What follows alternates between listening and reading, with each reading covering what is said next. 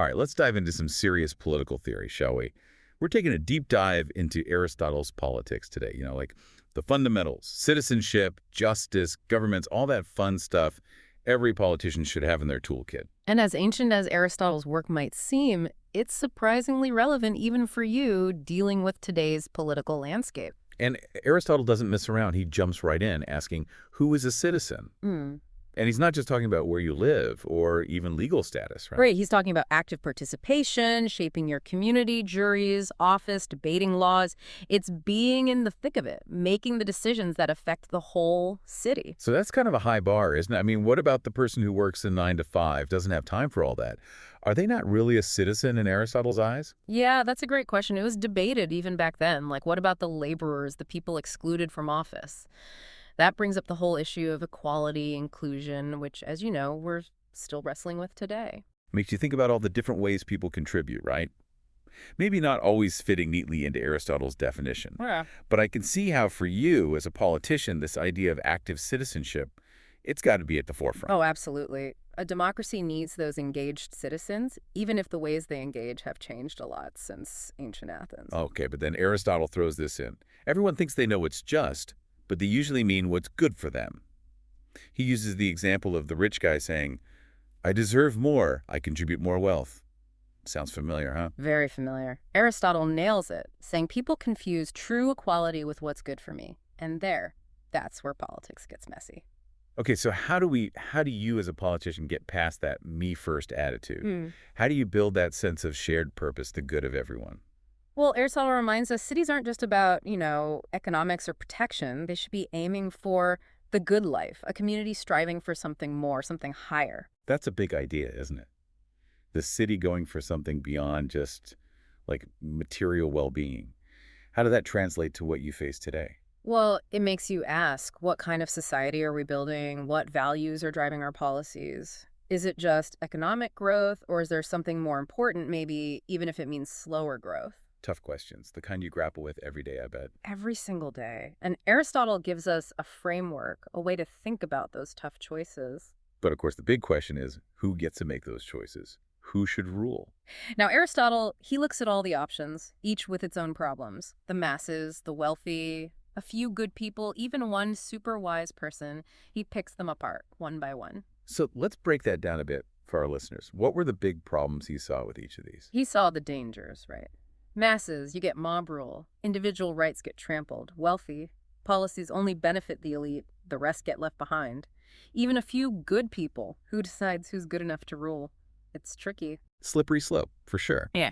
And how do you keep those in power, even the good ones, from going bad, from getting corrupted? Yeah, that's the age-old problem. Aristotle really gets into the nuts and bolts, the potential pitfalls of each system. So if none of these are perfect, what's Aristotle's ideal? What's the best way to govern? Well, he makes a case, and it's surprisingly modern, for using the collective wisdom of many, even if each person, isn't perfect on their own. Different perspectives together, that's where you get the best decisions. It's like two heads are better than one, but on a much bigger scale. Right. Exactly. He actually uses this analogy of a potluck dinner. A potluck? Yeah. Seriously. Tell me more about this. He says a good government is like a potluck, where each person brings something unique, and together you get something much better than any one person could make alone. I get it. All those different views, experiences coming together, that creates a richer, a more flavorful whole. Right, and that ties into making decisions in an inclusive way, where lots of voices are heard, considered. Kind of like our modern systems, with parliaments, congresses, bringing all those viewpoints together. But then Aristotle throws this curveball. What if you have someone so good, so virtuous, they outshine everyone else? Should they be the sole ruler? It's fascinating, isn't it? He says it's unfair to treat this super virtuous person like everyone else. They deserve to be recognized, right? But he's not saying go for a dictatorship, is he? Not exactly. He sees both sides. Forcing this exceptional person to be ruled by others, that seems wrong too. It's a real dilemma, a philosophical puzzle. So how does he balance this? Recognizing someone exceptional, but also the danger of giving them all the power. He uses this great example from Greek mythology, the story of Heracles. Ooh, a myth. I'm listening. So Heracles was too strong for the ship, the Argo. They had to leave him behind, even though he was a huge asset. That's what Aristotle compares it to. So he's saying this super virtuous person, they could be disruptive, even if they mean well, just like Heracles with his strength. Exactly. It's that tension between recognizing individual greatness, but also keeping the whole community in balance. And this ties into that practice in Athenian democracy, ostracism, right? You got it. They'd vote to kick out anyone seen as too powerful, good or bad. A way to safeguard against too much power in one person's hands. Even in a democracy, got to keep that balance, the individual versus the collective good. That's Aristotle's point, making us think about power, virtue, and creating a system that works for everyone. Wow, this has been quite a ride already. Citizenship, justice, different governments, Greek myths, and we've only just scratched the surface of Aristotle's ideas. And there's so much more to explore. So stay tuned, because next we'll dive into Aristotle's views on kingship. Can it ever be just? We'll find out. Back again, ready to tackle more Aristotle. This time we're looking at kingship. Seems simple, one ruler, but there's a lot more to it, isn't there? Yeah, Aristotle doesn't just stop at king equals absolute power. He actually breaks down different types of kingship, some more just than others, and he really gets into when a king's authority is actually legit. Okay, so more complicated than it seems. Where do we even start with all this? Well, Aristotle separates kings with total power from those limited by law or tradition. He looks at Sparta, for example. Their kings were mostly military, religious figures, not all powerful. A king with limits, that's interesting. Uh-huh. Not your typical, crown-wearing, decree-issuing monarch. Nope, not at all. Yeah. He even talks about these dictators in ancient Greece, basically elected tyrants, given absolute power, but for a set time or to deal with some crisis. Elected tyrants. Right. That sounds like, well, a contradiction, doesn't it? How can a tyrant be legit? That's Aristotle's point. The label king, tyrant, it doesn't tell the whole story. What matters is where their authority comes from and how they use their power. So even a tyrant could be okay if they're elected, temporary power like that. That's something for a politician to think about, right? Yeah. All those tricky power dynamics. Absolutely. It's about going beyond the surface, looking at how power works in different systems. That's what Aristotle pushes us to do. Okay, let's get to the big question then. Does Aristotle think a king with absolute power, is that ever justified? Seems like it goes against the whole idea of a political community where citizens should have a say. It's the big one, isn't it? And Aristotle lays out some arguments against absolute kingship. First, it goes against natural equality. If everyone's born free, why should one person rule over all the others? Makes sense. You start thinking about individual rights, how power is balanced in a society, all of that. What else does he say? Big one, corruption. Absolute power, it's just too tempting. Even the best person, they can be corrupted by that much power. Power corrupts. That's what they say. Aristotle saw that human flaw, for sure. Anything else? He also gets practical. One person, no matter how wise, can't oversee everything in a complex society. It's too much for anyone to handle. So he's saying you need to spread the power around, checks and balances, so nobody gets too big, even a king. Exactly. Checks and balances, that's key for good government, no matter what form it takes. But here's the twist. Doesn't Aristotle also say there might be a case where absolute kingship is okay? That seems to go against everything we just talked about. There is. It's a very specific case. You could even say unrealistic, more of a thought experiment, really. Yeah, I'm curious. When does he think it might be to have an all-powerful king? He says, imagine someone so virtuous, so wise and just, they stand apart from everyone else, like almost a god among men. It'd be natural for others to just want to follow them. So not force, not fear, but people recognizing this incredible wisdom and choosing to follow. Exactly. Obedience based on virtue, not on, threats or anything like that. It's a cool idea, but come on, how likely are you going to find that perfect leader? And even if you did, isn't it still a huge risk giving one person that much power? Those are the exact concerns Aristotle brings up. It's not so much a practical suggestion as it is him getting us to think. What is power? What is true virtue? What does good leadership really look like? So not saying go find your philosopher king, but more like a reminder that it's complex. Exactly. Governing, it's not about simple answers or blindly trusting anyone, even someone who seems super virtuous. You got to understand power, strive for justice, recognize all the different needs out there. That's what Aristotle's telling us. No easy answers in politics. Nope, not all. We've covered a lot, different kinds of kingship. This God among men idea really shows you Aristotle's thinking on power, virtue, good government. It still matters today. Absolutely. And there's one more piece to this puzzle, the relationship between the ruler and the law. That's where we're headed next. So we've talked about citizenship, justice, different ways to govern, even kingship. But now, for this last part, let's get to something really crucial.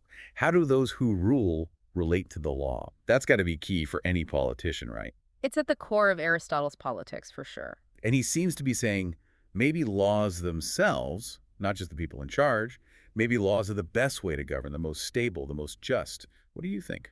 Well, he's not naive about it. He knows laws can't cover every single situation, every little detail. You need some wiggle room, right? To be fair. So there's got to be room for human judgment, for making sure the law is applied fairly, not just like a robot following a program. Exactly. But he's also wary of giving people in power too much freedom to decide.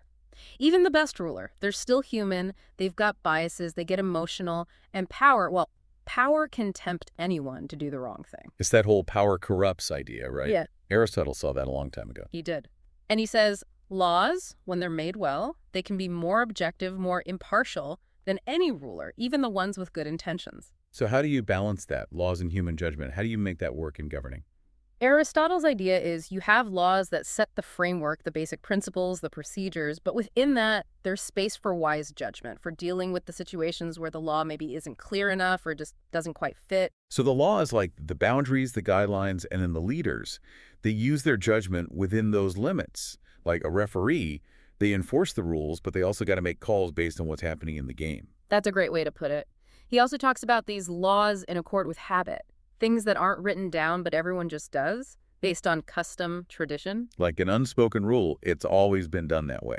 So that's how we do it. Those can be pretty powerful too, right? Even if they're not official laws.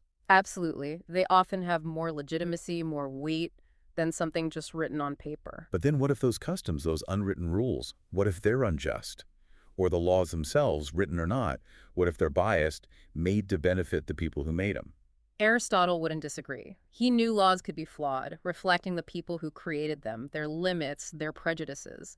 That's why he says it's important to always be looking at the laws, revising them, making sure they actually serve everyone, and that they change as our understanding of justice changes. So it's not just blindly following the law, but constantly questioning, adapting, right? Making sure it stays relevant and just. Exactly. It's a process, not just a set of rules carved in stone.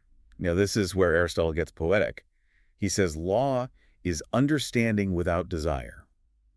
Sounds deep, but what's he getting at there? He's talking about being impartial. True justice, it can't be swayed by personal feelings, by what you want. It's about reason, understanding, not letting your own desires cloud your judgment. So laws should be like that, understanding without desire. Right. That way they're stable, predictable, they don't change with every new ruler or every angry mob. Right. A society with just laws, laws that are impartial, it's going to be more stable, more prosperous, and most importantly, more just. That's a powerful message for any politician. Laws, if they're made right and used right, they can be a force for good. They make things fair, predictable, they create a sense of shared values, a sense of we're all in this together. And he says this applies even to the people in charge. Even the wisest king should rule according to the law, not above it. No one gets a free pass. Everyone plays by the same rules. True leadership, it's not about having all the power. It's about serving justice, upholding the law, even when it's hard. It's like Aristotle saying, don't be tempted by power. Create a system where the law is king, where justice guides every decision, where every citizen knows the rules are the same for everyone. That's a great way to sum up Aristotle's message. It's something anyone in a position of leadership needs to remember. Well, that brings us to the end of our deep dive into Aristotle's politics. We've covered a lot, from what it means to be a citizen, to the challenges of justice, the strengths and weaknesses of different governments, and finally, this crucial idea, the rule of law. I hope this has given you some new insights, maybe even inspired you to think more deeply about leadership, what it means, what it demands. Like Aristotle said, politics, at its best, it's about creating the good life, where everyone can thrive in a just and well-ordered society. And who knows, maybe one of our listeners will be the leader who makes that happen. Until next time, keep thinking, keep questioning, keep looking at the world with fresh eyes.